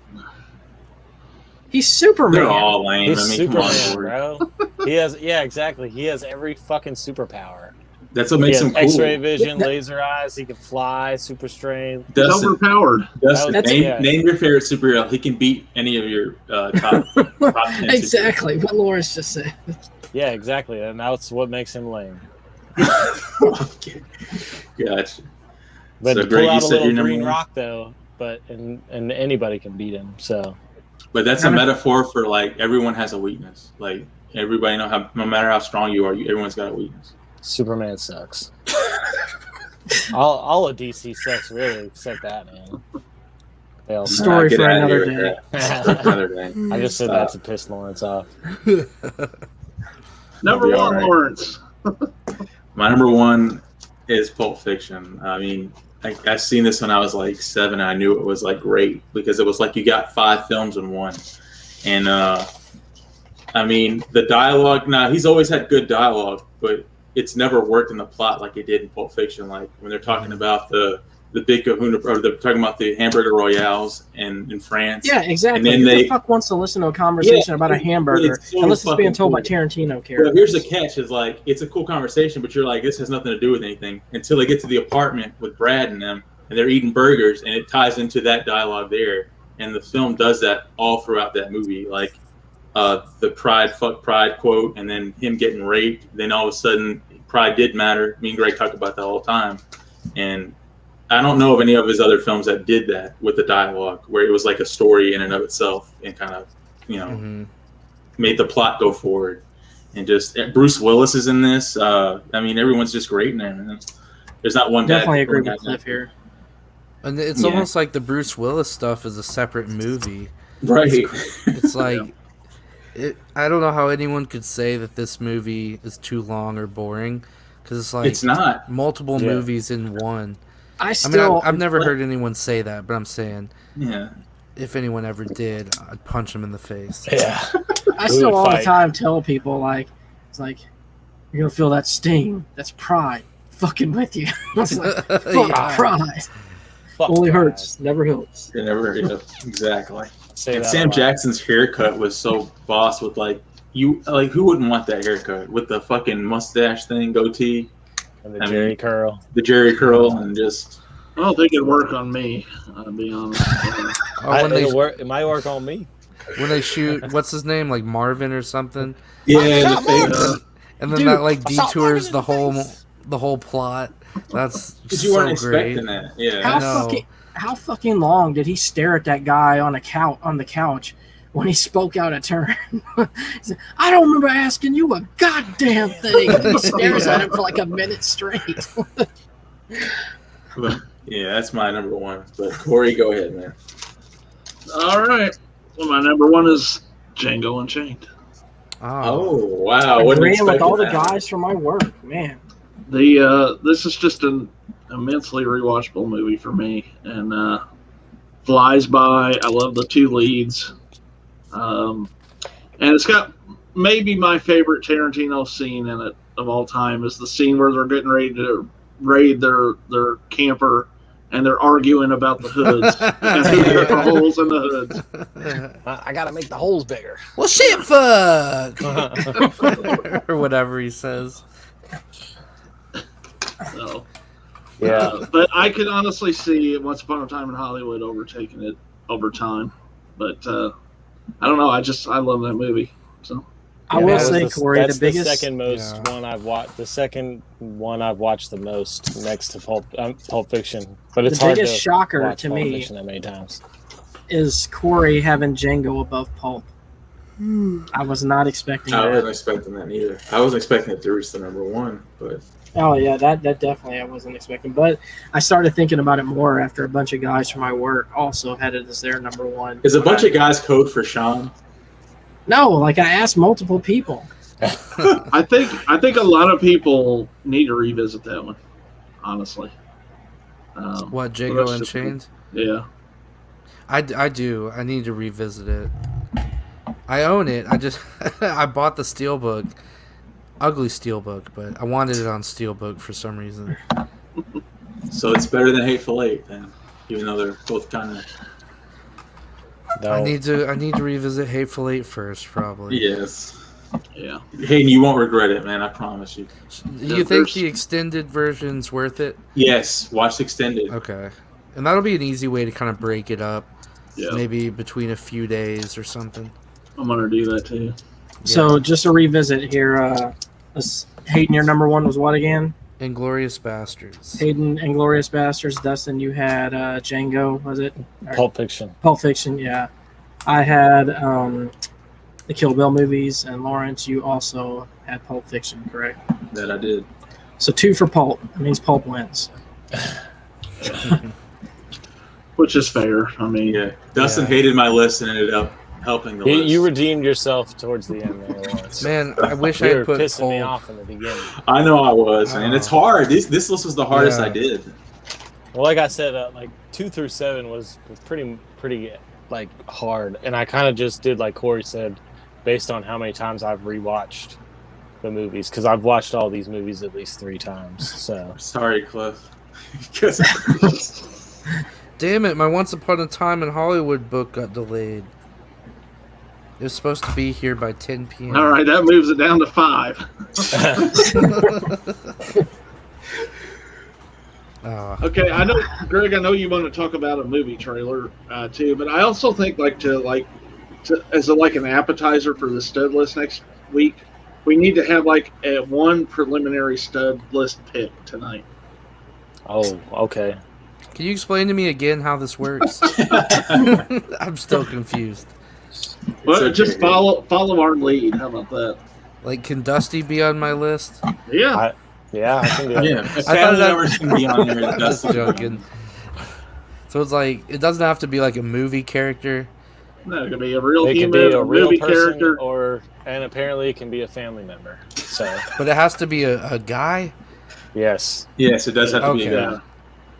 Well, actually, Lawrence is on my list, but as Sammy Sosa. Oh, We're talking pre bleaching or post. Well, Greg is Pre. Lawrence's number 1, so No secret there. My list will be 2 through 9. Let's see. All right, so I guess you want to do trailer first though? Yeah, let's talk about the trailer. Did everyone watch that Little Saints of Newark trailer? yes. I didn't, not yet. Oh, you should go watch it right now. I'll wait. It's in the chat. Okay, what's it called? It'll give me time to look for my preliminary stud. What's it called? So is the Little Saints of going to Newark. be somebody? Look, his picture is you, Greg. Look at that. Oh, that is so cute. This sounds I like forgot a to change movie. that. It sounds like a movie I'd never watch. No, It's you can't it's say the that. prequel to Sopranos, basically. The Mini Saints of Newark. The Many Is that Saints it? of Newark. Yeah. Okay, just watch the main trailer. Yep. Yeah. Okay. I'm watching Greg, it now. so the stud list, the preview is this somebody we're not going to put on our list, but it's Yeah. close. Yeah. Oh, okay. Like a 6th honorable mention. Oh man, this is gonna be hard for me. Oh. Now, am I gonna understand this if I've never seen Sopranos? Maybe I mean, not. it's still a good trailer, though. Yeah, Okay. it is. Yeah, it's a really good trailer. Oh, so it's Never literally seen a Sopranos, prequel. Hayden? No, I need to. You need to Man, get that's been on my list forever, and I'm sure I'd immediately. love Immediately. it. Okay, It is the greatest show ever made. I know. I disagree to that, but Well, I Greg, put, is it the greatest show ever made? It's my favorite show of all time. I'll say that. It's tied for it's definitely up there. It's better than I- King of Queens. I even like it more than Game of Thrones, and I loved Game of Thrones. No, Game of Thrones season 8 almost derailed that whole series for me. I disagree with that. And I'm with Corey too on Breaking Bad being definitely way up there on the list. I really need to finish. I really need to Breaking rewatch that. Bad's higher than that for me. I would even put above Sopranos that first season of True Detective. Oh yeah, that first season of True Detective is amazing. Yeah. The second one is meh. They tried too hard on the second season. You know what, Corey? Since I brought him up earlier, and he's not going to probably make my my regular list, I'm throwing Nicolas Cage as my honorable mention for my stud. definitely. Okay. We have an episode called "God Bless Nicolas Cage." I guess I'll throw one of my wacky ones on here tonight, but I'll let you guys do this trailer first. Puppets. No, I'm saving the puppet for. Did you Honorable like mention. season 2 of True Detective? It's okay. Did you see the third one? Yeah, I liked the third one more. I than loved the second. third one. Loved I haven't it. seen it yet. I need to watch it. The second one, they Oh, just what tried too the hard. They fuck? put too many famous people, and they just Yeah. like Vincent Vaughn as a villain. Like I didn't. He was trying way too hard to be a gangster. I think I liked him better in that than I liked Colin Farrell. Though. Yeah, I didn't like Colin Farrell's character at all. And I liked when didn't he beat the shit out of a kid or something? In that? Yeah, he That like was great. pushes him on the ground. My But- dad actually did that to somebody. But we can all agree that Rachel McAdams is hot as shit in anything she does. Like even in that, it was the redeeming factor in it. Okay, holy shit, that trailer is awesome. Oh, you just And saw I've it? never even seen Sopranos, but Yeah, damn. You Yeah. know that's his son, right? Yeah, Yeah, that's that's James Gandolfini's- James Gandolfini's son. Looks Oh, just like really? him. Yeah. Yeah, Yeah. he even has Oh, like the damn. facial expressions. Yes. and everything like. The rat teeth. I agree. Got it all. Greg, you know what, Corey? I'm glad you brought that up because when I was watching True Romance, and that scene where he goes up in the hotel room to kill Patricia Arquette and take the cocaine back, he does the rat teeth smile in that scene, and that's all I could think about. Oh, Jonathan, Cell Block 99. I bought that not long ago and watched it. Have you guys seen that? Yeah. I have not. No, I Oh, haven't that's- seen it. That's great. I still guys- gotta watch Drive Across Concrete. I haven't watched Oh, that. that's- yet. Man, what's his name? Craig Zoller? Yeah. Craig S. Something Soller like or that. something. Man, he's one to look out for. I still haven't seen Bone Tomahawk, but I haven't watched that one either. Lawrence, did you watch it? Yeah, I seen the trailer. I was blown away by it, man. Little Saints of Newark? Yeah, and when the music kicked in at the very Oh, end, man. Yeah. it sent goosebumps up my body. Yeah, I it guess. gave me chills. What'd you think, Greg? Oh, I loved it. Aren't you glad I found that this afternoon? And man, like it's got me so pumped because like the big thing that I was worried about when they announced this movie, I was like, man, it's just going to be something that is trying to be Sopranos but is not Sopranos. But after seeing that trailer, all my worries are gone because it's gonna. I forgot they were going to be doing that. Actually, well, it kind of got delayed after COVID because they had done some like teaser trailers for it, and there had been a lot of like build up for it, and then when COVID happened, they kind of got pushed to the back burner. But gotcha. I mean, James Gandolfini as Tony Soprano to me is one of the best acting performances of all time because It really is better than Kevin James in King of Queens. Yes, definitely better than Kevin James in King. No, because like in the scenes where like on that show where Tony gets angry, like man, it's so convincing that like he's really pissed off with like the heavy breathing and all that shit. Oh man, yes. It's so intense. Like you almost think he's really gonna punch the shit out of her because he's sweating, he's angry, he's gritting his damn teeth. It's so convincing, man. Doing the rat face. Yeah. Dustin got abducted again. God, I'm so pissed about this damn book being delayed. You need to sue them. Is there a 24-hour bookstore? I wanted to actually read a chapter or two tonight. Wonder if Walmart has it. They're probably all closed. The goddamn Walmarts aren't 24/7 anymore. Oh, they're still closed on 11. Is that? But right? yeah, but fucking Waffle House is. That doesn't make any sense. Like, why is Waffle House 24/7 but not Walmart? Because Walmart needs time That's to a good restock. They didn't before. Because they realized they were overworking their fucking employees, so they stopped doing it. Oh, but the employees at Waffle House are like expendable. Jamie, I agree with you 100%. It is so much deeper than a mob series. Oh yeah, definitely. It's just about family. It's about all the stuff the Godfathers are about. It's Cliff, Hateful Eight. I'm gonna watch. I don't know if it's a better performance than that because I don't know who that is or what movie that is. So. You think 7-Eleven? Look it up right now. You have the internet. I'm trying. I mean, I'm still looking up. You already got me looking up studs now. I thought you already picked Nicolas Cage. I'm not happy with that choice. I need one of y'all to come with yours, man. I'm struggling. All right, I'll go ahead and come with mine. I like I said, I'm going wacky. All right. I'm going Jeff Uncle Dunham's Rico. puppet Walter. No, I'm Rico? going Uncle Rico on Napoleon Dynamite. What? I like it. Dude has no shame. He lives in a fucking van. He don't give a shit. Can sling a fucking steak and knock someone's glasses off their head. I'll throw this football over those mountains. Hayden Cliff says to ask you. So what is this here? For me to explain all of that sentence would take me like an hour. I don't know. Is it porn? No. Half of it's Sorry, Greg. Half of it may not even be real. I don't know how to explain it. We're about to find out. Jamie loves your choice, Corey. No. So I got someone better than that, though. Explain how the stud thing works again. Well, originally it was like a list me and Corey kind of came up with of people that if we could be them for a day, we would for many reasons, just for the popularity, to see how much tail we could score or whatever. Gotcha. So it's like just... And then we started going kind of wacky with it. Yeah, then it started getting crazy. Like we'd start adding people to the stud list just because of their hair.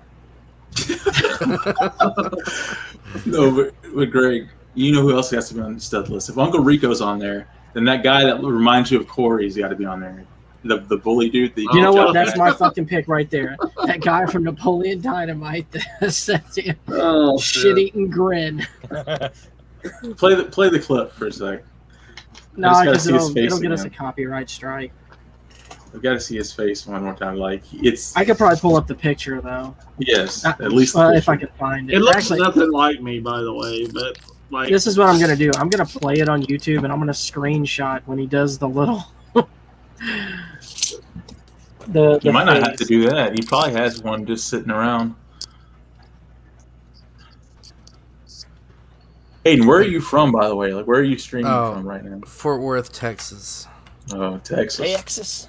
Everything's bigger in Texas, right? Sure. What was that scene again, Corey? What was he up there doing? It's where they're doing that group's doing the sign language song, the Rose or whatever. But there was one. No, the one I like better is the one when they were in the class. Oh yeah, it is in the classroom. This right here, Happy Hands Club. Yeah. You got a stud, Lawrence, while he's looking for that? I mean, that was my stud. I was the one who brought that up. No, I'm stealing that from you, Lawrence. He stole it from me. But I got another one for you. What about Dietrich Bader, the guy with the American flag pants? Oh. Are we going like a whole Napoleon Dynamite? They had so many studs this time? They had so many of them. I mean, how Kurt Russell in Death Proof, if he wasn't too busy killing bitches, he could probably pull a few. That's bad. Oh shit! I think I got it. You're giggling over there. I hope this is gonna be fucking great. I love it. Are you gonna play it on the? So we can see it. Yeah, I'm gonna pull it up. Hold on, let me find it real quick here. No, Sammy Sosa's on the stud list, right, Corey? I don't know about now, man. He's too fucking like. I don't Would think you want his autograph now? I guess, but I'd want it on his. I'd want his fucking cowboy costume he had autographed, not a baseball. He was Woody for a day. Okay, so I got two of them here. It wants a video file. Yeah, shit, Jamie Kip is sexy. He's on there too. What's wrong, Kip? Kip was the brother. All right, here's the first. Here's the first one. I don't know why. Yeah. And then I'll find the blonde guy. By the way, that really looks like me. I guess we're about the same height, probably. There we go. That's a better one right there. Can y'all see that one? You didn't change. On the same one. Oh, on the same one. All right. Who am I supposed to be looking at? Guy in the white shirt. Yeah. The cool kid. Like the way he does this little smirk in the scene, it's a classic Corey smirk. I don't care what he says, he does it. But Corey doesn't have ill intention behind it. Exactly. You want me to do the smirk? Go for it. Here, pull him out full screen. I want to see this. All right, there we go. Greg says,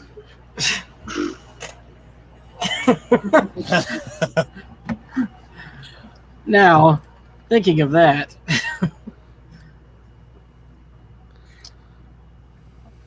I'll pull up this, and you tell me if it's similar.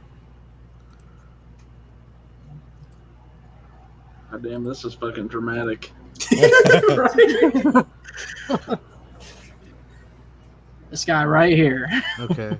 Zoom in on it. Zoom in. Wait, is this a video clip? No, that does. That does look like. Hold on, zoom in more.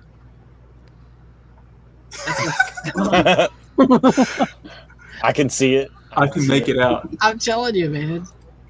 They kind of kicked back. I wish you could play videos on this channel. You can. You could have probably got away with it with no sound, but that's all right. I'll share a video. Well, I took a page out of Corey's book and went and got something for my stud list. My stud is Rob Gronkowski. If you're gonna put someone on the stud The list for the party animal. Patriots, at least choose Brady. Hey, Yeah. you said not to. You said not to, on the top 10. So you can't be somebody that's going to be on my list. Thanks for ruining my fucking list, Greg. Thanks a lot. Patrick Swayze's on that list. Spoiler alert.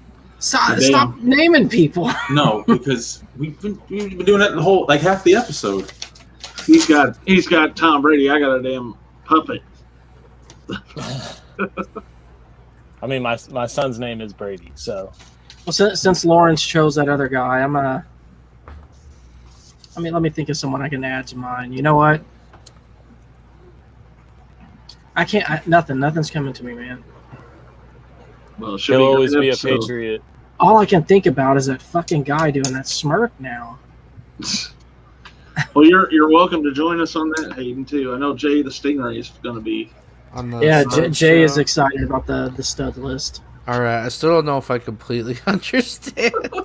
So it's just someone you would want to be for a day. Yeah, if you never looked at a guy and said, "If I was that dude, I'd pull mad." You know what? You never just sat back. Yeah. No, I get it. Okay, so Lawrence over there with the PG. You know what? Should I be thinking movie characters? I don't know why. That's where my brain goes. Sports guys. It can be sports, wrestling, whatever. Okay. Phil Mickelson's going to be on mine. So. Oh God.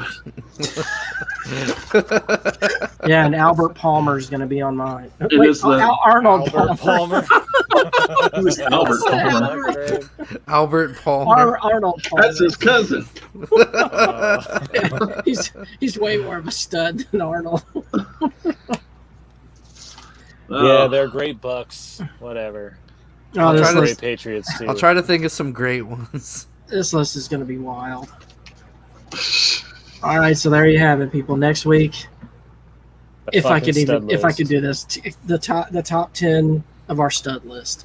Jamie, you got to have your stud list in our chat. Yes, definitely, Jamie. Definitely, everybody actually. This is going to be a tough list to make too. It's sad. It is. Don't stress too much about this one.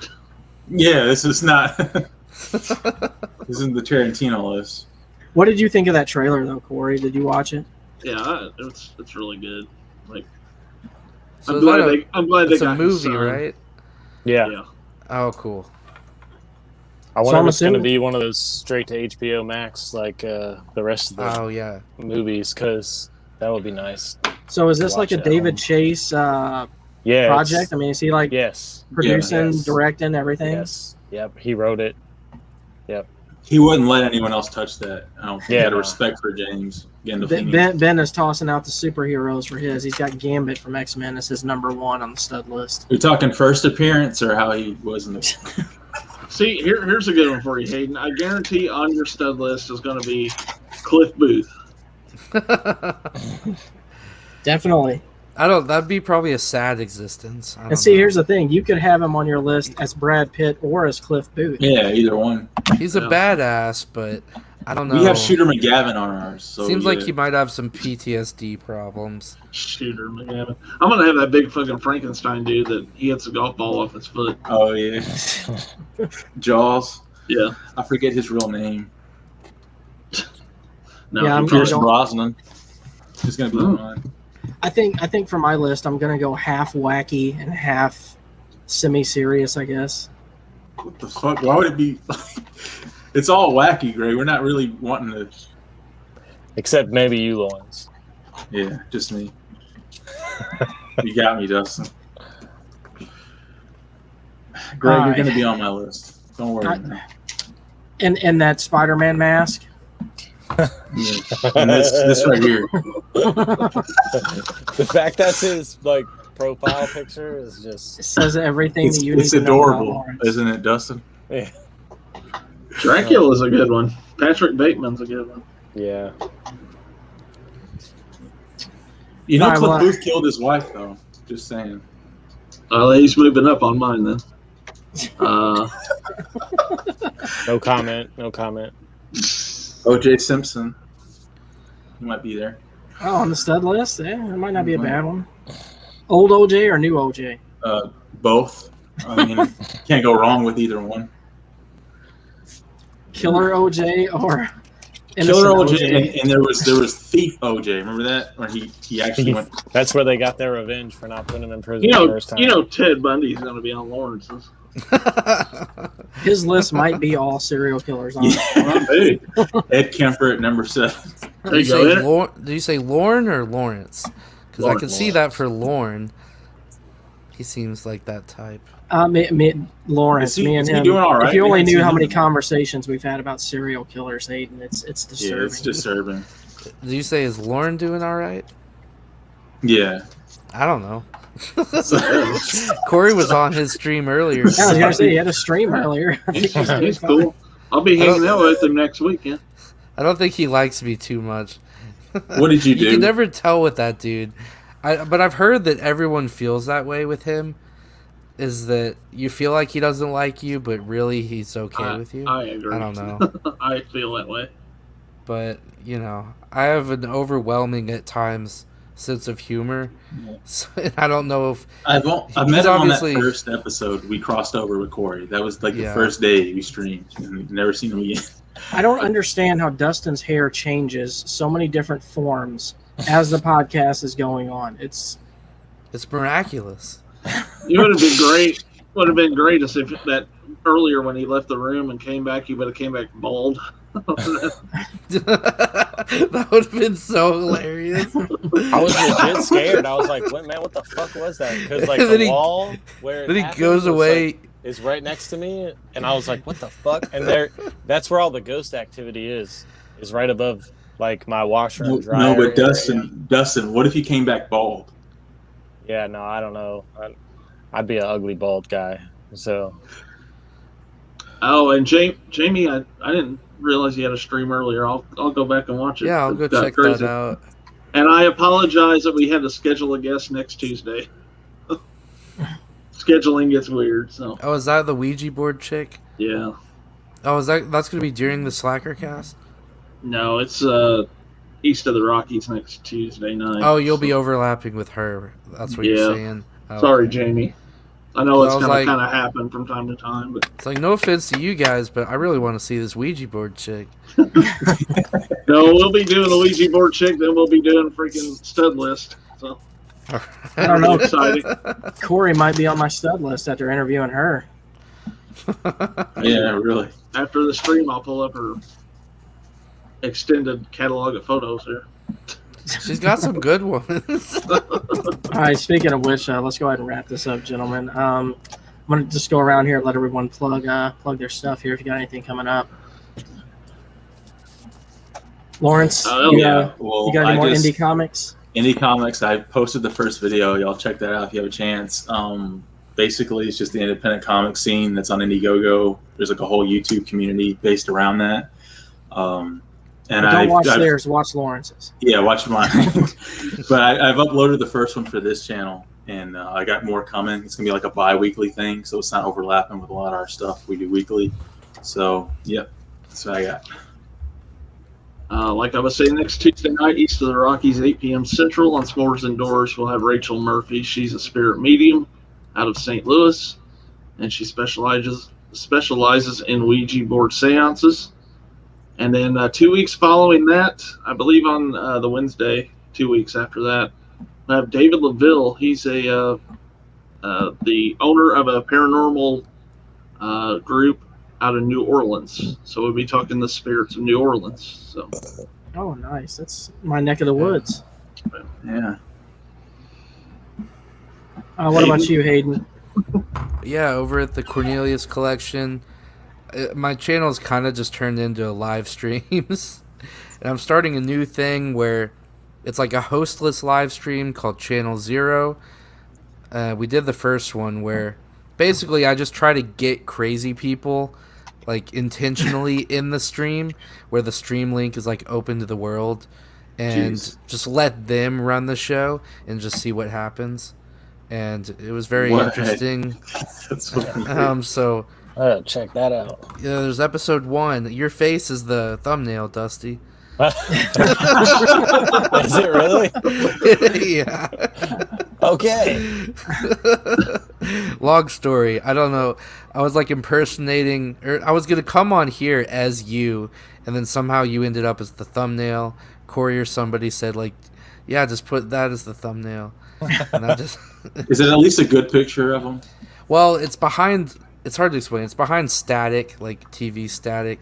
That's how I'm doing the thumbnails for that series. But We gotta see it now. go check it out. Yeah, I'll go check it out.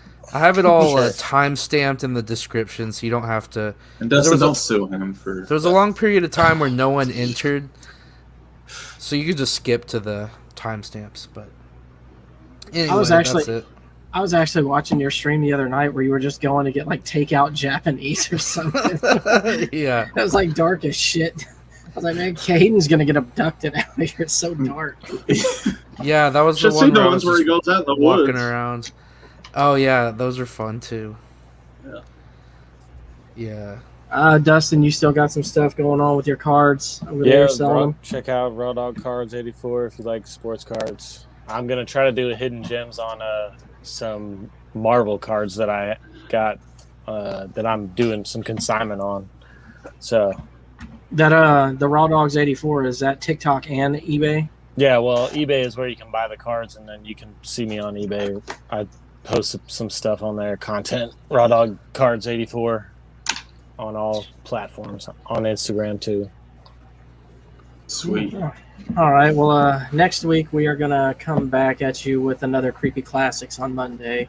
It was requested in the chat on our Monday stream, so apparently people like it. So I've already got one put together that we'll bring in. We're gonna talk about well, not us per se.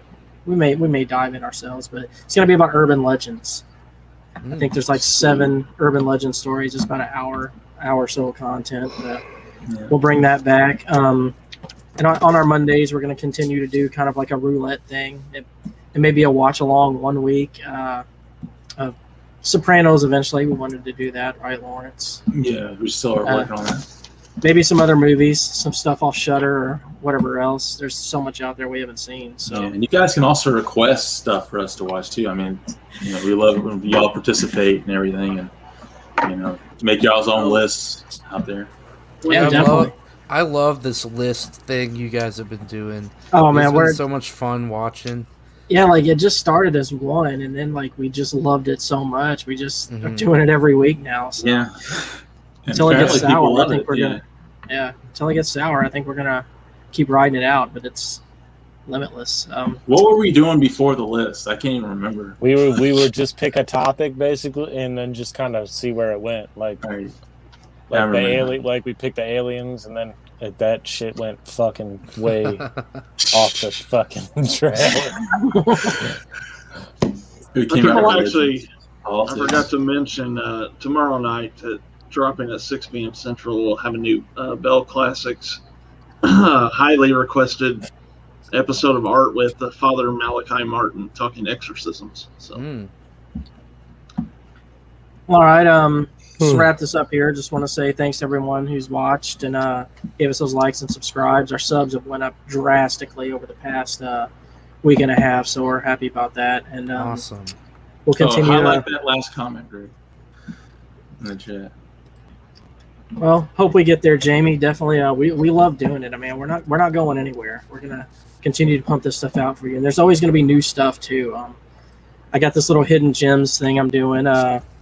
I actually am going to do one probably tomorrow, possibly tomorrow morning. It's just stuff I find from like cheap stores like Dollar Tree and things like that, or just things I buy out in the wild, as I like to call it. And I'll just do little videos and show them off. They might be short, but it's fun just to get some content out there. But, yeah, Lawrence is doing his indie comic thing, and anyone's Hidden Gems is open to anybody. If anyone's got anything they want to show off, just let me know. Send me the video, and I'll post it on there. It doesn't have to only be me, Lawrence, or one of the guys here. It can be just basically anyone.